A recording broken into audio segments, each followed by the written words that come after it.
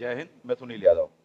आज हम बात करने वाले हैं इंटरव्यू की क्लासेस को लेकर के, उस विषय वस्तु को लेकर के, खासकर एमपीपीएससी या यूपीएससी के जो भी इंटरव्यूज वगैरह होते हैं उनके संदर्भ में।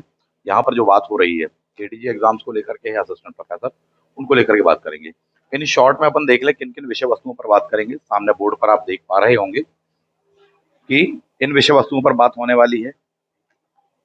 क्या कैसे तैयार करना है आपको, किस प्रकार के प्रश्न होते हैं, उत्तर कैसे क्या देना है, ठीक है। इन विषयों पर इस पर बात करने वाले हैं कि क्या है ये, किस तरह की अपन ने स्ट्रेटजी बनाई हुई है, क्लास के दौरान अपन कैसे करेंगे। नेक्स्ट पॉइंट कि जो अति महत्वपूर्ण प्रश्न होते हैं उन विषय वस्तुओं को लेकर के बात करेंगे कि हाँ किस प्रकार से एक्चुअली वहां पर क्वेश्चन उठने वाले हैं, किस प्रकार से अपन को वहां पर उत्तर देने हैं, किन किन बातों का ध्यान रखना है। कुछ फॉर्म्स वगैरह दिए हुए हैं आपको, ठीक है। तो यह वीडियो इसी पर आधारित होने वाला है और इंटरव्यू क्लास के लिए आपको काफी हेल्पफुल होगा। एक एक करके स्टेप बाय स्टेप कम से कम समय में अपन इन विषय वस्तुओं पर बात करने का प्रयास करेंगे। सबसे पहली चीज यह होती है कि दिमाग में ये आता है कि साक्षात्कार कैसे तैयार करना है, इंटरव्यू कैसे क्या हमको तैयार करना है, क्योंकि बहुत महत्व होता है आफ्टर रिटर्न एग्जामिनेशन। इंटरव्यू के मार्क्स का बहुत बड़ा अंतर होता है कि साहब रिटर्न में किसी को ज्यादा मिले हैं जबकि इंटरव्यू में कम मिले तो वो बाहर हो जाता है, जबकि रिटर्न में कम मिले थे इंटरव्यू में ज्यादा नंबर मिले तो सेलेक्ट हो जाता है। तो जब आपने रिटर्न में ज्यादा नंबर लाए हैं तो इंटरव्यू में भी अच्छे नंबर लाएं। कैसे कैसे ला सकते हैं, वो क्या लाने का तरीका होता है, उसको स्टेप बाय स्टेप आप यहाँ पर समझने वाले हैं। नेक्स्ट प्रश्न ये भी होता है दिमाग में कि क्या क्या तैयार करें, क्या तैयार करें, किस प्रकार से वहां पर प्रश्न होंगे, किस तरह से आपको उत्तर देना है और कैसे उत्तर देना है कि आपका सिलेक्शन हो, आपको वह मन वांछित पद मिल पाए, ठीक है। तो इन विषय वस्तुओं को देखें अपन स्टेप बाय स्टेप। इसके लिए जो अपन ने रणनीति बनाई हुई है मिल करके, वो रणनीति है आपकी 3 स्टेप सॉल्यूशन करके, अपन उसको देखेंगे। 3 स्टेप कौन कौन से हैं? 3 स्टेप आपके ये होने वाले हैं। The very first one is first step 20 common classes. इसमें बेसिक बातों के बारे में बताते हैं हम लोग, किस प्रकार से चीजें होती हैं वहां पर, इंटरव्यू में क्या क्या बातें महत्वपूर्ण होने वाली हैं, किस प्रकार से होने वाला उसका स्ट्रक्चर क्या रहेगा, किन बातों का हमको ध्यान रखना है, किस प्रकार से गलतियां नहीं करना। तो सारी कॉमन क्लासेस होती हैं। फिर उसके बाद में होती है आपका सेकंड नंबर का स्टेप होता है, जिसमें 5 इंडिविजुअल क्लासेस होती है, यानी कि एक एक पर्सन की अलग अलग क्लासेस। कॉमन में कॉमन बातें बता दी गई, जबकि इंडिविजुअल क्लासेस में जो आपका इंडिविजुअल डेटा होता है उस विषय वस्तु को लेकर के क्लासेस होती हैं कि साहब देखिए आपका डेटा, आपका फॉर्म, आपके डॉक्यूमेंट्स, आपके सर्टिफिकेट्स, ये बातें कह रहे हैं, आपका बैकग्राउंड आपका ये कह रहा है, यहाँ पर हमको क्या क्या चीजों को तैयार करना, तो उन विषय वस्तुओं के बारे में बताते हैं। और जो थर्ड स्टेप होता है, जब आपने उन विषय वस्तुओं को तैयार कर लिया तो 7 मॉक इंटरव्यू, 5 से लेकर 7 तक होते हैं। परंतु आप मान के चलिए कि 5, 6, 7, कई बार तो 8 भी हो जाते हैं किसी किसी विद्यार्थी के, काफी कुछ तैयार करना होता है। उससे काफी अच्छी प्रैक्टिस हो जाती है। तो कितने रखे अपन ने यहाँ पर? 7 मॉक रखे हुए हैं। तो इस दौरान जो आपको इंडिविजुअल क्लासेस में चीजें बताई गई हैं कि साहब इन बातों का ध्यान रखना, इस प्रकार से बोलना है, इस प्रकार से क्वेश्चन होंगे, इन सारी चीजें विषय वस्तुओं को लेकर के आपके क्या होते हैं, मॉक होते हैं। और आपकी बिल्कुल एक प्रैक्टिकल जो प्रैक्टिस होती है, जो कि रियल प्रैक्टिस कहलाती है, वो हो पाती, क्योंकि कम मॉक आपने किए हुए हैं। वो भी सही गाइडेंस में होना चाहिए, ये कि हाँ एक सही जानकारी मिले कि साहब इन बातों का महत्व होता है। कई बार नहीं तो बातें ऐसी हो जाती, नहीं इसका भी महत्व, इसका भी पता चला, उसका कोई उतना इंपॉर्टेंस नहीं है, कोई इतना बड़ा रोल प्ले ही नहीं करने वाली, परंतु उन बातों को आपको फोकस करना बता दिया गया है कुछ लोगों के द्वारा।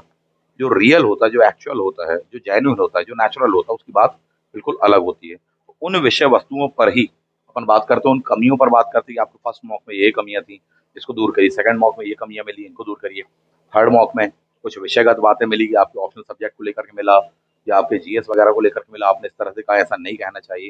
ये सारी चीजें तो ऐसे कर करके जब आप मॉक देते हैं तो आपका काफी अच्छा प्रिपेयर हो जाता है। इसके अलावा भी और भी जो विद्यार्थी बोले साहब हमें केवल मॉक करना है, ठीक है, तो ये तो एक तरीका सही नहीं होता, स्टेप बाय स्टेप करना चाहिए स्टडी। लेकिन फिर भी हम लोगों ने क्या रखा हुआ है, 2 मॉक उन विद्यार्थियों के लिए फ्री रखे हैं। इसमें विशेषकर आप डेट्स का ध्यान रखिएगा कि क्या डेट्स दी गई हैं। कई बार क्या होता है, बोले नहीं सर बाद में हम देखेंगे, तो बाद में नहीं है, 16 अक्टूबर, उसके पहले आपको बता देंगे, क्योंकि जो चीजें बताई जाएंगी उनको तैयार करना भी तो समय चाहिए। इस बात को ध्यान रखना। चलिए, तो ये रणनीति हम लोगों की, यदि आप विधिवत तैयारी करना चाहते हैं तो दिए गए नंबर पर हम लोगों से संपर्क कर लीजिए। काफी हेल्पफुल होने वाला है, बहुत जेन्युइन होने वाला है, और डेफिनेटली बहुत अच्छा एक्सपीरियंस आपका होगा, जो कि वाकई में क्रिएटिव होने वाला है कि साहब इन विषय वस्तुओं को लेकर के तो विचार ही नहीं किया। क्योंकि कई बार क्या होता है, विद्यार्थियों को लगता है कि नहीं हाँ हमारा तैयार है, आज ही मॉक इंटरव्यू दे देते हैं। जब लेते हैं मॉक इंटरव्यू तो वहां बात निकल के आती है कि सर अभी कितना कुछ तैयार करना बाकी है। तो ये चीजें होती हैं, तो स्टेप बाय स्टेप करिए, ऐसा हमारा सजेशन होता है। आगे बढ़ते हैं, मुद्दे पर आ जाते हैं कि 10 सेक्शंस, 10 अति महत्वपूर्ण क्षेत्र जिन पर वे क्वेश्चंस आते हैं, आपके मॉक पर तैयार होते हैं या वहाँ इंटरव्यू में हो सकते हैं, संभावना है। कुछ के हिसाब से हो सकता है 11-12 फील्ड हो, वहाँ स्टेप बाय स्टेप आपको हमने यहाँ पर बताया है। उस चीज को एक नजर मार लीजिएगा, आप देख पा रहे होंगे, ये दिए हुए हैं आपको 10 फैक्ट्स सामने, या 10 पॉइंट्स जो भी आप कह लें। सबसे पहला यदि आप देखेंगे, यहाँ पर दिया हुआ है point number 1, your dress up, entry and जो बेसिक बायोडेटा है, उस विषय वस्तु को लेकर के क्वेश्चन होते हैं। कैसे होते हैं अभी बता रहे हैं। दूसरा दिया आपको एजुकेशनल जो बैकग्राउंड होता है आपको उस पर। तीसरा होने वाला आपके जॉब प्रोफाइल पर, यानी कि अगर आप कहीं पर नौकरी कर रहे हैं, जॉब पर हैं ऑलरेडी, उस पर क्वेश्चन होगा। नहीं है, फर्स्ट टाइम दे रहे हैं, तो आपके यदि कोई गैप्स वगैरह है, एजुकेशनल बैकग्राउंड है, उन पर क्वेश्चन होगा। एजुकेशन कंप्लीट करने के बाद में आपने क्या किया, 2 साल आप कहाँ थे, 3 साल आपने क्या किया, इन विषय वस्तुओं को लेकर क्वेश्चन होने वाला है। टीचिंग एंड रिसर्च एप्टीट्यूड, ये जो आपको दिया हुआ है, इस पर क्वेश्चन होने वाला है। इसी प्रकार से ऑप्शनल सब्जेक्ट पर होने वाला, ऐसी फील्ड बनती हैं। तो एक एक करके इनको समझना बहुत जरूरी है, और उसके बाद में ये समझना जरूरी है कि इन पर उत्तर किस प्रकार से देने हैं। चलिए तो देखते हैं कि प्रैक्टिकली, फॉर एग्जाम्पल जैसे दिया हुआ dress up, entry and biodata, point number 1। Dress up एक बहुत महत्वपूर्ण एस्पेक्ट होता है, सबसे पहला कि आपका ड्रेसअप, आप अपना अच्छा ड्रेस पर रखेंगे। अच्छा ड्रेसअप आप जानते हैं, इतना कॉमन सेंस सभी में होता है। एक इंटरव्यू देने के लिए जा रहे हैं, कैसे आप कपड़े पहनकर जाने वाले, फॉर्मल कपड़े आपके होने वाले हैं, पार्टी में नहीं जा रहे हैं। इसमें जिन बातों का ध्यान रखना पड़ता है कि कहीं न कहीं वो आपके बारे में, आपके बिहेवियर के बारे में थोड़ी बहुत परिचय देते हैं, संपूर्ण परिचय नहीं देते किसी का भी, थोड़ी बहुत परिचय देते हैं। आपके कपड़े, आपका परिधान, आपका अपैरल, उन कपड़ों के माध्यम से जो बात निकल रही है कहीं न कहीं आपकी पर्सनैलिटी की, उस बात को इंटरव्यू के दौरान में क्रॉस चेक किया जाता है कि हाँ, जो वस्त्र आपने बहुत अच्छे पहने हैं, जो पर्सनैलिटी शो हो रही है, कहीं न कहीं वही चीज़ यहाँ पर फैक्चुअल एस्पेक्ट पर और शाब्दिक रूप से, जैसे ही आप वहाँ पर बोल रहे हैं, वो चीज़ों में, दोनों में साम्यता है कि समानता है कि नहीं, कॉमन चीज़ है कि नहीं, ये चीज़ होती है। नॉर्मली सजेस्ट किया जाता है कि लाइट कलर के आप शर्ट्स पहन लीजिए, पैंट पहन लीजिए, साड़ी हो गया, सूट वगैरह हो गया, ये चीज़ आप कर सकते हैं। बट इसमें एक बात का ध्यान रखिएगा कि देखिए सारे कलर अच्छे होते हैं, बट एक कोड ऑफ कंडक्ट होती है एडमिनिस्ट्रेशन की, कि हाँ किस प्रकार से कपड़े पहन करके जाना है। उसको थोड़ी सा अध्ययन कर लीजिए, हम लोग भी बताएंगे, उसके सापेक्ष आप पहनेंगे। दूसरा एक बहुत महत्वपूर्ण एस्पेक्ट होता है यहाँ पर कि साहब आपका जो बॉडी स्ट्रक्चर है प्लस जो स्किन कलर है, कहीं ना कहीं वह यह दर्शाता है कि आपके ऊपर कौन से वाले कपड़े ज्यादा अच्छे दिखेंगे, क्योंकि रंग तो सभी सुंदर है, सभी अच्छे हैं, सभी किसी पर कोई सा सुंदर दिखता है वस्त्र और किसी पर कोई सा। तो आप अपने अकॉर्डिंग थोड़ी सा इस बात को देख लीजिएगा। साथ ही साथ जो भी आप ड्रेसअप करके जा रहे हैं उसमें कंफर्टनेस होना बहुत जरूरी है, यानी कि आप उनको पहनने के पश्चात में अच्छे से बैठ सक रहे हैं, बात कर पा रहे हैं, कोई दिक्कत तो नहीं आ रही है, ये होना बहुत जरूरी होता है। क्योंकि यदि आप ही कंफर्ट नहीं है, तो आप अपनी योग्यता का प्रदर्शन कैसे कर पाएंगे साहब जी। इन बातों का ध्यान समय का ध्यान रखना, यानी कि क्लाइमेट का ध्यान रखना, मौसम का ध्यान रखना, ये साहब जी कौन सा मौसम है, ठीक है, भीषण गर्मी है, भीषण ठंड है, नॉर्मल ठंड है, उस हिसाब से आपको वस्त्रों को पहनना चाहिए। प्लस आप किन में कंफर्ट है, उनको पहनना चाहिए, क्योंकि कई बार होता है कि क्वेश्चन उस पर हो जाएगा। फॉर एग्जाम्पल जैसे कि किसी व्यक्ति की टाई पहनने की आदत नहीं है, टाई पहन ली साहब जी, पहुंच गए अपन। हो सकता है एक जनरलाइज क्वेश्चन कि साहब जी ये टाई जो आपने पहनी हुई है, इसको ओपन करिए, खोलिए और पुनः बांध करके दिखाइए। तो यदि हम लगातार उसको पहनते हैं तो आपकी काफी अच्छी प्रैक्टिस है, आप काफी अच्छे से उसको करके बता देंगे। लेकिन कभी कभार वाले हैं अपन, तो फिर दिक्कत होती है। इन चीजों का ध्यान रखना पड़ता है अपन को कि साहब बेहतरीन ये तरीका होगा कि आप वह वस्त्र पहने जो कि फॉर्मल भी हो, उस कंडीशन, उस सिचुएशन, उस एटमॉस्फेयर और उस जो माहौल है उसके डिसिप्लिन के अनुरूप हो। तो इन पर होने वाले हैं। इसी प्रकार पर गर्ल्स के लिए भी कहा जाता है, साड़ी और सूट पर ये बात है कॉमनली लागू होती है। दोनों ही काफी अच्छे हैं। प्रयास करिएगा लाइट कलर का ध्यान रखें। उन पर यदि कोई डिजाइन वगैरह है तो बहुत ज्यादा नहीं होनी चाहिए और बहुत कम भी नहीं होनी चाहिए, एक मध्यम मार्ग अपनाना ज्यादा अच्छा माना जाता है। कई बार उन डिजाइन को लेकर के बोले नहीं साहब, मध्य प्रदेश की जो क्षेत्रीय परिधान होता है उसके डिजाइन से मैच करते हैं, कोई खास प्रकार का प्रिंट है, तो हो सकता है वहां पर क्रॉस क्वेश्चनिंग आ जाए। तो ये कहीं ना कहीं बात तो होती है। जो भी कपड़े होने वाले हैं उसमें कलर फैमिली, कलर कॉम्बिनेशन का ध्यान जरूर रखिएगा कि लाइट के साथ में डार्क कौन सी चीज जमेगी। यानी लाइट कलर का शर्ट है तो डार्क कलर का आपका ट्राउजर होने वाला, पैंट होने वाला साथी, ठीक है। यही बात आपके सूट और दुपट्टे पर भी लागू होती है। तो कहीं ना कहीं इससे एक छोटा सा परिचय, प्रारंभिक, आंशिक जो होती है जानकारी कहीं ना कहीं मिलती है, और उस चीज को क्रॉस चेक किया जाता है कहाँ पर, इंटरव्यू में क्वेश्चंस के दौरान। इसी प्रकार से एंट्री, आप किस प्रकार से एंट्री कर रहे हैं, कुछ चीजें नहीं होनी चाहिए और कुछ चीजें होनी चाहिए। फॉर एग्जाम्पल जो भी शूज पहन के गए हैं अपन, तो प्राय बंद वाले हों, फीते वाले हों, लेस वाले होने चाहिए। दूसरी बात है कि बहुत ज्यादा आवाज नहीं आनी चाहिए। हाँ, माहौल काफी साइलेंट होता है, वो बिल्कुल आप फोकस होते हैं जब इंटरव्यू देने के लिए जा रहे हैं। तो वहां पर कुछ ऐसा ना देखे कि बड़ा ही ऑड हो, कि वह शूज से बहुत ज्यादा आवाज हो रही है, अजीब तरह के अपन पहन कर आ गए। तो फॉर्मल वियर जो बात मैंने आपसे कही, जो कोड ऑफ कंडक्ट वाली बात कही, जो प्रशासन वाली बात कही, उन चीजों का अपन ध्यान रखेंगे। थोड़ा सा अभ्यास कर लेंगे, कपड़े हों चाहे टाई हो, चाहे शूज वगैरह हो इत्यादि हो, थोड़ी सा पहले पहन के उसको यूज कर ले, ताकि यूज टू हो जाए। ऐसा ना हो कि सीधा अपन ने परचेज करके लाया और पहन के पहुंच गए, तो उसमें कंफर्टनेस आपकी उतनी नहीं मिल पाती है। इस बात का विशेष ध्यान रखिए। इसी प्रकार से हेयर स्टाइल इत्यादि वगैरह, यदि आपको बाल कटवाने हैं तो 15 दिन पहले आप कटवा लीजिए, 10 से 15 दिन पहले। इस बात का विशेष ध्यान रखें। शेविंग को लेकर एक दिन पहले हो जाए, ठीक है, इवनिंग में हो जाए, शाम को हो जाए, अगले दिन सुबह आपका इंटरव्यू है, इतना ये चल जाता है। ये नहीं कि बिल्कुल अर्जेंट तो सुबह ही करा और सुबह ही पहुंच गए। कई बार बहुत ही कॉमन सेंस की चीजें होती हैं, इन बातों का हमको ध्यान रखना पड़ता है। बायोडेटा, बायोडेटा का मतलब यहाँ पर देखिए, इंटरव्यू तो पूरा ही बायोडेटा पर है। बेसिक कि साहब उस पर क्वेश्चंस होते हैं वहां पर। किस प्रकार से क्वेश्चन हो सकते हैं कि साहब आपके शहर से बिलोंग करते हैं, आपके शहर के बारे में कुछ बताइए, वहाँ के पर्यटन के बारे में बताइए, धर्म संस्कृति के बारे में बताइए, वहाँ सबसे खास क्या है, सबसे अच्छा क्या है, वहाँ फेमस क्या है, उन विषय वस्तु, ताकि आप एक फ्रेंडली हो पाए, उस एटमोसफेयर में ढल पाए। इन विषय वस्तुओं पर क्वेश्चन होते हैं। इनके जवाब किस प्रकार से देना, एक बहुत ही गहरा है, बहुत ही अलग ही एस्पेक्ट होता है। डिपेंड करता है कि कौन व्यक्ति कहाँ का है, वहां पर कहाँ से कौन कौन से क्वेश्चन पूछे जा सकते हैं। इन सारी फील्ड को तैयार करना पड़ता है, हम लोग करवाते हैं, बताते हैं। तो आपका पूरा फॉर्म जब हम लोग के हाथ में होता है, पूरा डॉक्यूमेंट्स होते हैं, तब उस आधार पर बताने का प्रयास करते हैं कि हाँ, यहाँ से एक अंदेशा बनता है कि ये चीजें इस तरह से हो सकती हैं। प्लस उनकी प्रैक्टिस आपकी इस प्रकार से होनी चाहिए। प्लस बोलने के दौरान में इस तरह की शब्दावली, वाक्य विन्यास का यूज करें, फ्लो इस प्रकार से होना चाहिए। तो ये डिपेंड करता है कि हाँ, उस इंडिविजुअल पर्सन को लेकर के। क्वेश्चन ट्रिपल डिप के होते हैं, ध्यान रखना इसमें जो भी क्वेश्चन पूछे जाएंगे। ट्रिपल डिप का मतलब ये होता है, सिंगल डिप यानी बिल्कुल बेसिक क्वेश्चन, उसका आपने आंसर दे दिया तो अगला नेक्स्ट डेप्थ में क्वेश्चन होगा ना, डबल डिप, उसका भी आपने आंसर दिया तो उसी से बनने वाला क्रॉस क्वेश्चन होता है थर्ड डिप। यानी कम से कम ट्रिपल डिप के क्वेश्चन आपके वहां पर किसी भी चीज को लेकर के बनते हैं साहब। ठीक है, बताए जाएंगे, बताएंगे क्लास के दौरान में कि क्या कहता है। नेक्स्ट आ जाता है एजुकेशनल बैकग्राउंड। इन पर क्वेश्चन होने वाले हैं। आपका क्या एजुकेशनल बैकग्राउंड रहा है? बोले सर जी 12th तक हमारा पीसीएम था, उसके बाद में हमने बीए किया, उसके बाद में हमने एमए किया। एमए किया तो किस सब्जेक्ट में किया? इस पर क्वेश्चंस होते हैं। बोले नहीं साहब, जब साइंस बैकग्राउंड था तो फिर बीए क्या बोलना है, कैसे बताना है आपको उन चीज़ों को लेकर के। फिर उसके बाद आपने जब किया, तो किसी ने बी कॉम किया, उसके बाद में साथ ही एमए कर लिया, तो साहब क्या एम कॉम क्यों नहीं किया? ठीक है, उस दिशा से आप इस दिशा पर आए।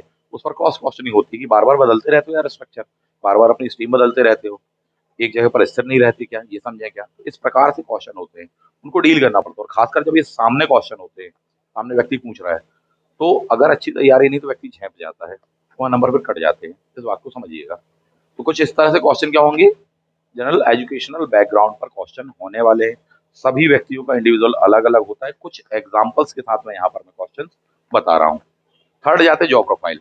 यदि एजुकेशन क्वालिफिकेशन हो चुका है और उसके बाद में भी हम लगातार कहीं जॉब पर है, साल 2 साल 5 साल 10 साल से जॉब पर है, कहीं ना कहीं उससे संबंधित क्वेश्चन होंगे। कैसे क्वेश्चन होंगे कि साहब ये क्या जॉब है आपकी, कोई शिक्षक है, कोई पुलिस में है, कोई एक्साइज डिपार्टमेंट में, कोई रेवेन्यू डिपार्टमेंट में, उस पर क्वेश्चन होंगे। किस तरह से क्वेश्चन होंगे कि जॉब के दौरान में फेस की जाने वाली प्रॉब्लम, डेफिनेटली इनसे संबंधित जो विषय विशेषज्ञ होंगे वो जरूर वहां पर बोर्ड मेंबर्स में होते हैं सभी। और इनसे संबंधित जो क्वेश्चन होंगे वो वही मेंबर्स पूछते हैं। इसका मतलब है वो वेल एक्सपीरियंस पर्सन है, इस बात का ध्यान रखें उत्तर देने के पहले साहब। ये पॉइंट वन। प्लस इसको तैयार करना पड़ता है अपन को। पूछ लिया जाएगा, बोले सर ये रेवेन्यू में है, बोले रेवेन्यू में कौन कौन से अधिनियम है, कौन सा वाला अधिनियम क्या कहलाता है, एक्साइज डिपार्टमेंट में है, बोले साहब एक्साइज का जो अधिनियम कहलाता है वो कौन सा, उसकी कुछ खास धाराओं के बारे में पूछ लिया जाएगा, यानी उसके कुछ खास सेक्शन के बारे में पूछा जाएगा। अभी करंट में चर्चा में है, कोई एक्ट वगैरह में चेंज किया गया है, उस पर पूछ लिया जाएगा। ठीक है, तो इस प्रकार से क्वेश्चन होंगे। तो ये जॉब पर होने वाले क्वेश्चन हैं। एजुकेशनल बैकग्राउंड, बोले सर ये बीकॉम है, उस पर क्वेश्चन पूछ लिया जाएगा कि ये साहब आपने किया है तो इसके बारे में बेसिक क्वेश्चन ये बनते हैं। ठीक है, कि पूंजी खाता क्या होता है, बैड डेब्ट्स क्या होता है, एनपीए क्या होता है साहब जी। ठीक है, मूल्य परिवर्तन क्या है, इस विषय वस्तु को लेकर क्वेश्चन हो जाएगा। इनविजिबल हैंड्स क्या कहलाते हैं, माइक्रो इकोनॉमिक्स क्या है, मैक्रो इकोनॉमिक्स क्या है। इस प्रकार से क्वेश्चन आपके कहीं ना कहीं उस एजुकेशनल बैकग्राउंड पर बनेंगे, उनके लिए तैयार रहेगा और वहाँ सही तरीके से आपको परिभाषा देनी है। नेक्स्ट आ जाइए, किस विषय वस्तु को लेकर के आप जा रहे हैं, बोले टीचिंग के लिए जा रहे हैं। इसका मतलब यह है कि टीचिंग एंड रिसर्च एप्टीट्यूड पर क्वेश्चन होगा। फॉर एग्जाम्पल, शिक्षा क्या है, शिक्षा की परिभाषा क्या है, अधिगम क्या है, लर्निंग क्या है, शिक्षा के लिए भारत में काम करने वाले प्रमुख संगठन क्या है, भारत सरकार की प्रमुख योजनाएं क्या है, इंटरनेशनल लेवल पर कौन सा ऑर्गेनाइजेशन है, यूनेस्को है, उसका मुख्यालय कहाँ, कौन सा वर्क करता है, मध्य प्रदेश को तथा भारत को स्पेशली कौन कौन से प्रोजेक्ट वहां पर वो चला रहे हैं, उनकी हेल्प से चल रहा है, कौन सी क्या फंड प्रदान किए जा रहे हैं, इन पर क्वेश्चन होगा। मध्य प्रदेश शासन के द्वारा चलाई जाने वाले प्रमुख कार्यक्रम, योजनाएं इत्यादि वगैरह को लेकर के यहाँ पर क्वेश्चन हो जाने वाला है। इनका सही, सटीक और बिल्कुल बैलेंस उत्तर देना पड़ता है कि for example what do you understand by the education, आपके अनुसार, ना कि विद्वान के अनुसार, आपके अनुसार आप क्या समझते हैं, शिक्षा क्या है, संक्षेप में बताइए। कुछ इस प्रकार से क्वेश्चन होगा। हो सकता है विषय विशेषज्ञों को द्वारा उठा लिया जाए, वो कोई कोटेशन बोल दे साहब जी कि साहब यह बताइए कि शिक्षा की ये जो परिभाषा है ये किस विद्वान की है, या गुरुदेव रविन्द्रनाथ टैगोर जी के अनुसार शिक्षा क्या है। आपसे ही ऐसा क्वेश्चन क्यों पूछा जा रहा है, क्योंकि आप जा रहे हैं किसके लिए, असिस्टेंट प्रोफेसर के एग्जाम के लिए, और आपको अंततः क्या पढ़ाना है साहब जी, बच्चों को। तो टीचिंग आपको फील्ड रहने वाली है।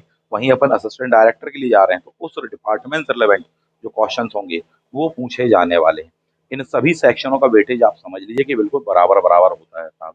इसका मतलब यह होता है ये प्लस पॉइंट भी और माइनस भी है। माइनस पॉइंट ऐसा है कि अगर आप इस चीज को मिस कर रहे हैं, तैयार नहीं कर रहे हैं, तो फिर दिक्कत में आ जाएंगे। और प्लस पॉइंट ऐसे है कि मान लीजिए इनमें से कोई एक आध फील्ड अपनी कमजोर भी है, तो अपन बाकी फील्ड्स में नंबर को जनरेट करेंगे, ग्रैस्प करने का प्रयास करते हैं, तो ये चीज होती है। नेक्स्ट जाते हैं, ऑप्शनल सब्जेक्ट। किसी ने बीकॉम किया है, एमकॉम किया है, किसी ने हिंदी लिटरेचर है, किसी का ज्योग्राफी सब्जेक्ट से है, किसी का हिस्ट्री सब्जेक्ट से है, तो उस पर क्वेश्चन होने वाले हैं और बहुत ही कॉन्सेप्चुअल, और इसके आंसर ट्रिपल डिट में ट्रिप के आधार पर हमको देने पड़ते हैं, काफी डेप्थ में इस पर क्वेश्चन होने वाले। फॉर एग्जाम्पल कि कोई हिंदी साहित्य का विद्यार्थी है, ठीक है, किसी व्यक्ति का हिंदी साहित्य है, वहां पर क्वेश्चन किस प्रकार से होंगे। कुछ ऐसे क्वेश्चन होने वाले हैं कि साहब जी हिंदी साहित्य का इतिहास पहली बार कौन लिखा गया, हिंदी साहित्य का महाकाव्य किसको कहा जाता है, क्यों कहा जाता है, इस विषय वस्तु को लेकर के होगा। आचार्य रामचंद्र शुक्ल जी के बारे में होगा, उनका आलोचनात्मक पक्षों के बारे में होगा, विभिन्न कालों के बारे में होगा, संकल्पनाओं के बारे में होगा। फॉर एग्जाम्पल की सब छायावाद क्या है, छायावाद को छायावाद ही क्यों कहते हैं, उसको सेटिस्फाइंग आपको एक आंसर देना पड़ेगा। उस पर क्रॉस क्वेश्चन वहां पर निकल कर आने वाले हैं। इसी प्रकार से जो बीकॉम वाले मैंने आपको एग्जाम्पल दिए हैं वो पूछ लिया, कॉस्ट अकाउंट क्या है साहब जी, उस विषय को, माइक्रो इकोनॉमिक्स क्या है, इकोनॉमिक्स विषय को लेकर के पूछ लिया है, पहला नोबेल किसको मिला था, क्यों मिला था, किन चीजों को लेकर के दिया गया है, वर्ल्ड का पहला कौन सा है, भारत के पहले विद्वान कौन थे जिनको दिया गया है, पूंजी के बारे में कहा जाए, कैपिटल के बारे में कहा जाए, साहब जी वो आपकी अपनी होती है, उसके बावजूद ही क्रेडिट और क्यों लिखी जाती है, what is the meaning of the debit and credit, मुद्रा का अवमूल्यन क्या होता है, पहले होता था, अभी क्यों नहीं इसको कहा जा रहा है, भारत में कितनी बार हो चुका है, क्योंकि आपका सब्जेक्ट क्या है, बीकॉम है। तो अकाउंट सेक्शन हो गया, इकोनॉमी हो गया, मैनेजमेंट हो गया, उनसे संबंधित प्रश्न वहां पर कहीं ना कहीं पूछ लिए जाने वाले हैं। हिस्ट्री ऑप्शनल है आपका, इतिहासकारों के अनुसार परिभाषा पूछ ली जाएगा, काल विभाजन पूछ लिया जाएगा, भारत के जो प्रमुख इतिहासकार हैं, उनके बारे में पूछेंगे। अगला क्वेश्चन हो सकता है कि मध्य प्रदेश के कोई 3 प्रमुख इतिहासकारों के नाम बताइए, प्लस उनकी जो रचनाएँ हैं, फेमस रचनाएँ हैं या बुक्स हैं, उसके बारे में बताइए सर जी।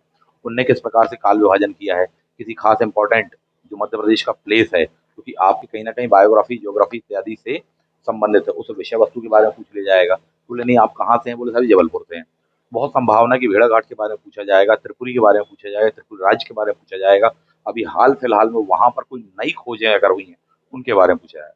ये क्या है आपका, ये ऑप्शनल सब्जेक्ट है और इस पर डेप्थ में क्वेश्चन होंगे और ये विद्वान गण होंगे वहाँ पर, जिनको इस फील्ड का बहुत डेप्थ में नॉलेज होगा। इस बात को समझिए, कोई जनरलाइज़ आंसर आपको वहाँ मात्र देकर काम नहीं चलेगा।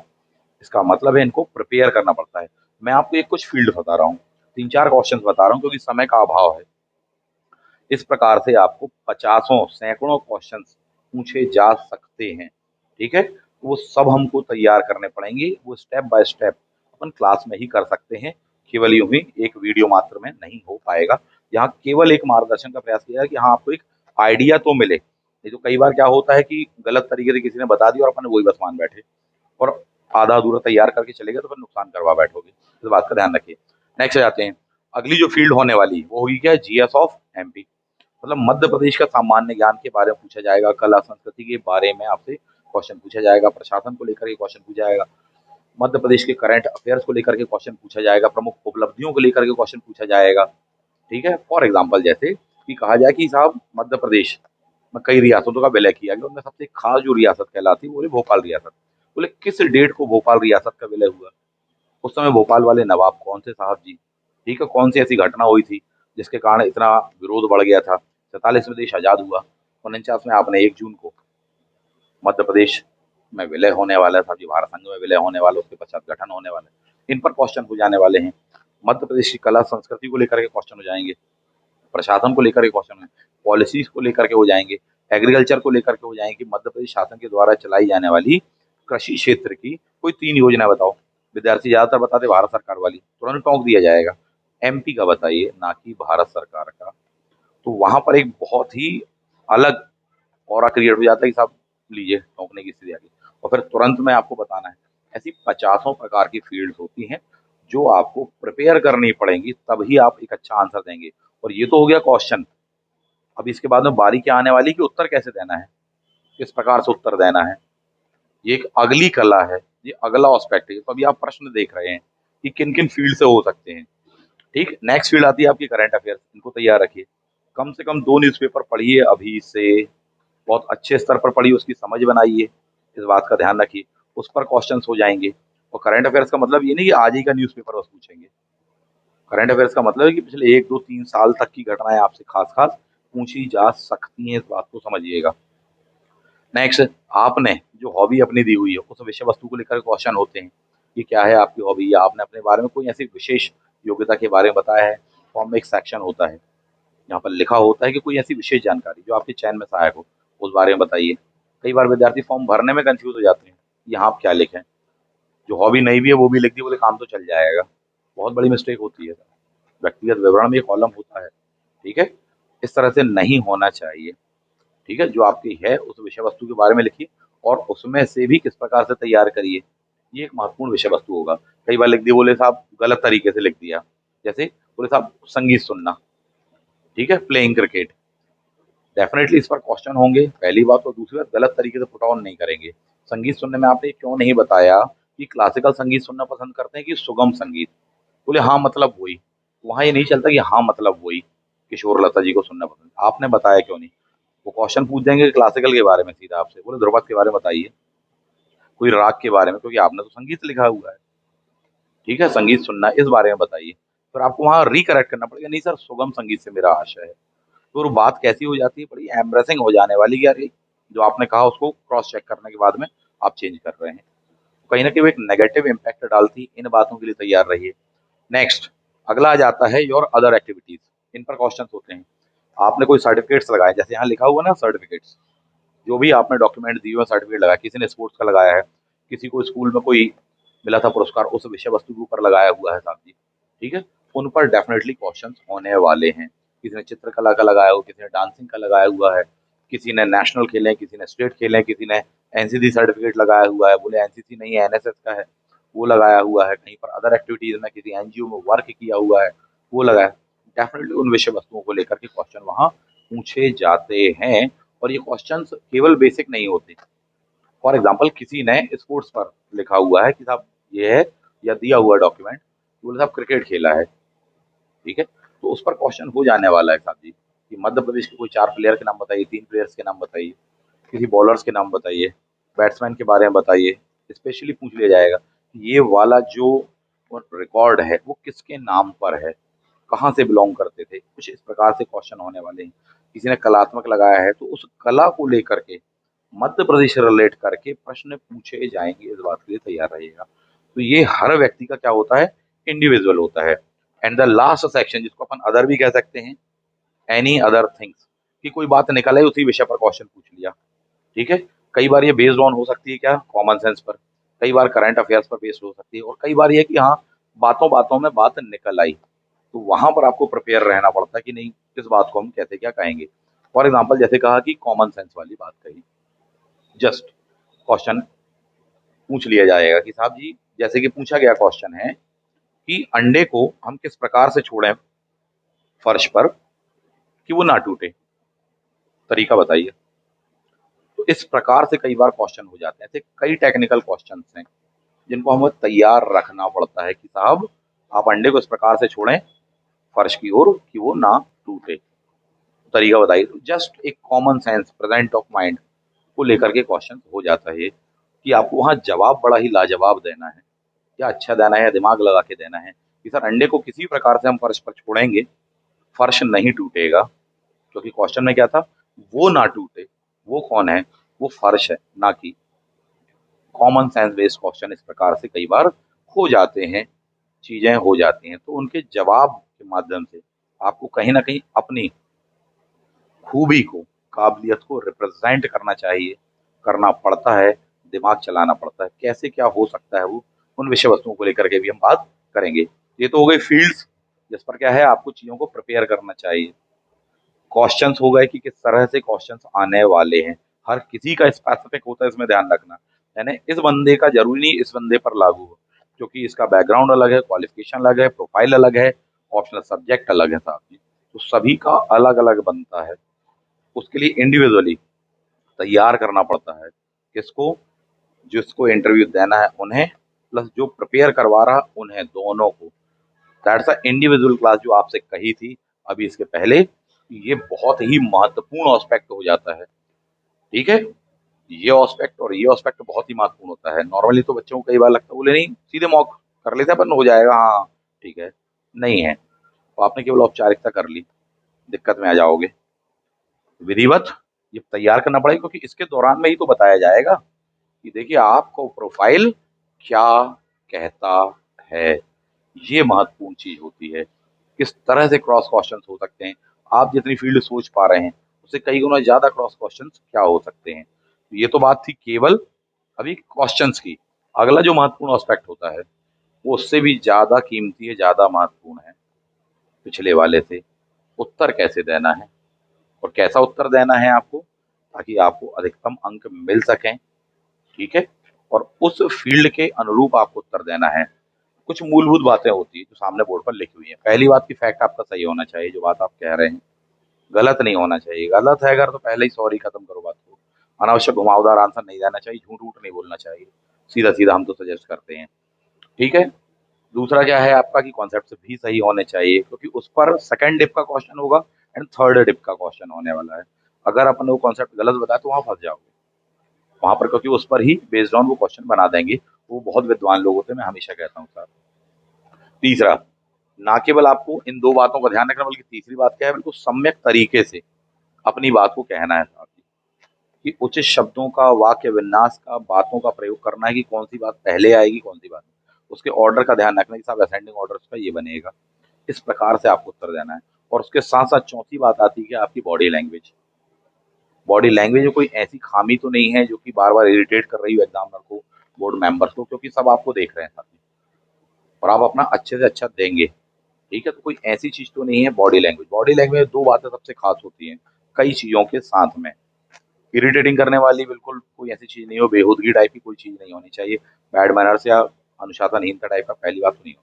दूसरी बात, जो बात आप अपनी जुबान से कह रहे हैं, जो शब्द आप कह रहे हैं, वे शब्द आपकी बॉडी लैंग्वेज, कॉन्फिडेंस के लेवल, आपकी आईज, आपके हाव भाव से मैच होने चाहिए। ठीक है, एक बहुत खास चीज कहते हैं, वरना शब्द कुछ और करें और हाव भाव कुछ और करें तो फिर तो दिक्कत वाली बात हो जाएगी साहब। ठीक है, क्या होगी, सम्यक होने वाली है। इन बातों का हमको ध्यान रखना पड़ता है। तो ये था एक पूरा ओवरऑल आपके सामने मैंने रखा कि साहब किस तरह से क्वेश्चन आएंगे, किस तरह से आपको तैयार करना है, कौन कौन सी फील्ड जनरलाइज भी होती है, और भी बहुत फील्ड हैं आपके सामने मैंने कुछ रखी। फॉर्म्स को विधिवत समय से भर लीजिए।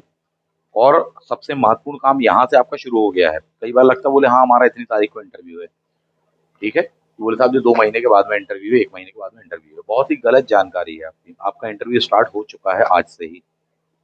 सबसे पहले तो इस बात को ध्यान रखिए, आपका इंटरव्यू कब से स्टार्ट हो चुका है, आज से, अभी से स्टार्ट हो चुका है, जब से आपने फॉर्म भरने की शुरुआत कर दी है। क्योंकि जो कुछ आप यहाँ पर भरने वाले हैं, चाहे वो सही तरीके से भरें, चाहे अच्छे तरीके से भरें, चाहे बुरे तरीके से भरें, चाहे बहुत ही बुरे तरीके से भरें, या बहुत ही अच्छे तरीके से भरें, ये चीजें स्टार्ट हो चुकी हैं। ये सब काउंटेबल होने वाले हैं, इनके बिहाफ में इंटरव्यू होने वाला है, इस पर क्रॉस क्वेश्चनिंग होने वाली है। यदि यहीं पर अपन ने किसी बात को गलत तरीके से प्रस्तुत किया है तो डेफिनेटली वहां पर वो बात उठेगी। तो बात इसलिए नहीं उठी क्योंकि 2 महीने बाद इंटरव्यू, बात इसलिए उठेगी और उस पर क्रॉस क्वेश्चनिंग होगी क्योंकि आपने आज ये लिखा हुआ है, इस प्रकार से दर्शाया है। तो बहुत सावधानी से, बहुत वेरी केयरफुली इस चीज़ को भरना चाहिए और अपने किसी अच्छे जानकार से, जो अनुभवी लोग हैं, जो आपके टीचर्स हैं, उनसे आपको चेक कराना चाहिए। इसलिए मैं कहता हूँ सब संपर्क में रहिए, क्लास में रहिए, सीधी बात तो ये है। क्लास में रहेंगे तो सारी चीज़ें बता पाएँगे, क्योंकि हर किसी का एक एस्पेक्ट अलग बनता है। इसमें कुछ जो पॉइंट आपको बताए, जैसे अभिरुचि वाली बात यहाँ दी है, तो ये बहुत महत्वपूर्ण पॉइंट है, इसको ध्यान में रखिएगा, ठीक है? एनसीसी वाला सर्टिफिकेट का दिया हुआ है, इन बातों को ध्यान में रखिएगा। विधिवत इन सभी प्रिकॉशंस वहाँ हो सकते हैं, इनको ध्यान में रखेंगे। सेम बातें आपके अनुप्रमाण फॉर्म पर भी लागू होती हैं। तो इन फील्ड्स को तैयार करिए आप, ठीक है? ये जो सामने आप देख पा रहे हैं, ये क्या है? क्वेश्चंस इस तरह के होंगे। एग्जाम्पल्स मैंने आपको दिए सभी क्वेश्चंस के। दूसरा क्या बताया कि उत्तर देने के दौरान कम से कम इतनी बातों का तो ध्यान रखेंगे ही रखेंगे, और उसके बाद में जो सबसे खास चीज होती है आंसर देने के दौरान, कि साहब किसी बात का उत्तर कैसे दिया जाएगा, तो वो चीज की प्रैक्टिस क्लास में करवाते हैं। साहब देखो, आपसे क्वेश्चन पूछेगा, आपने उसका उत्तर ये दिया, ठीक है? दूसरा आप सुनिए, यहाँ इसका उत्तर क्या होना चाहिए, एक आदर्श उत्तर, वो तक बताते हैं हम लोग कि देखो साहब, इस बात को ऐसे नहीं ऐसे से कहना चाहिए। तो वहां से आपको मिल पाती है सही एक इन्फॉर्मेशन, कि अच्छा ये चीज को ऐसे भी, क्योंकि आपको भी नंबर अच्छे मिल रहे हैं, लेकिन आपको सबसे ज्यादा नंबर चाहिए, यानी आपका आंसर काफी इंप्रेसिव होना चाहिए कंपैरेटिवली अदर पीपल पर्सन। इस बात को समझिएगा, ठीक है? बहुत सारी चीजें होती हैं जिन पर अपन चर्चा करते हैं, वर्क करते हैं, और वर्क करना पड़ेगा। तो जो तैयारी करके जाएगा डेफिनेटली नंबर उठाने वाला, इसमें कोई दो मत नहीं है। सीधा सा सॉल्यूशन क्या है, ये बताया हमने जो आपको, एक एक पॉइंट को तैयार करें, 3 स्टेप सॉल्यूशन जो बताया हुआ है, इसको देख लीजिएगा, बिना देर करे संपर्क कर लें, क्योंकि बाद में सीट्स फुल हो जाएंगी, नहीं दे पाएंगे एडमिशन। सुन लीजिए, रीजन उसका ये है क्योंकि ज्यादा लोगों को कॉमन क्लासेस में नहीं रखा जा सकता, और ज्यादा लोगों की तो इंडिविजुअल चीजें हो ही नहीं पाती हैं। एक बार सीट फुल हो जाती है तो फिर उसके बाद में बहुत समस्या हो जाती है, बोले साहब अब जगह नहीं है, क्योंकि इतने लोगों को ही समय दे पाएंगे, अधिक लोगों को समय नहीं दे पाती, एक समस्या हो जाती है। इसलिए जल्दी आए, और अभी से जो बताएंगे, जो आपको समय मिल रहा है, भले ही आपका इंटरव्यू 1 महीने बाद है, 2 महीने बाद है, 3 महीने बाद है, अभी से जो चीजें बताई जा रही है उनको तैयार करिए, क्योंकि उनको तैयार करने में समय लगेगा। एक मॉक इंटरव्यू लिया आपका आज, ठीक है? उसके दौरान में इतनी बातें बताई गई होंगी, साहब ये भी तैयार करना है, ये फील्ड है। जब उसको तैयार करें तो उसको तैयारी करने में 2-3 दिन लग जाएगा।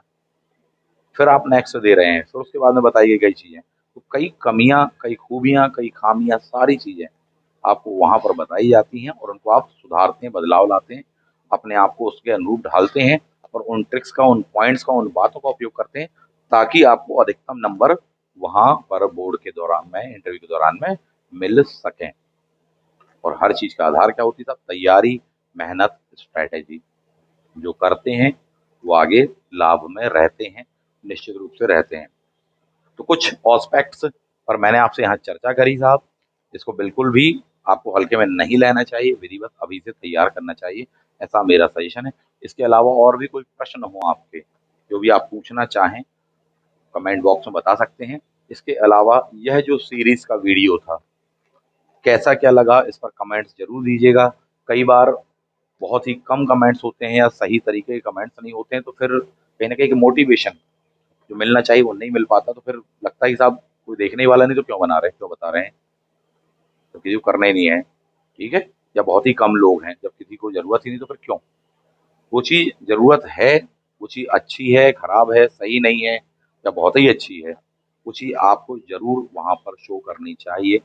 कितना हेल्पफुल रहा आपके लिए ये सेशन, ये शॉर्ट वीडियो है जो कि 34-35 मिनट का हो गया है, जरूर बताइएगा, आप अपनी राय दीजिएगा। मिलते हैं नेक्स्ट वीडियो में। Thank you. जय हिंद।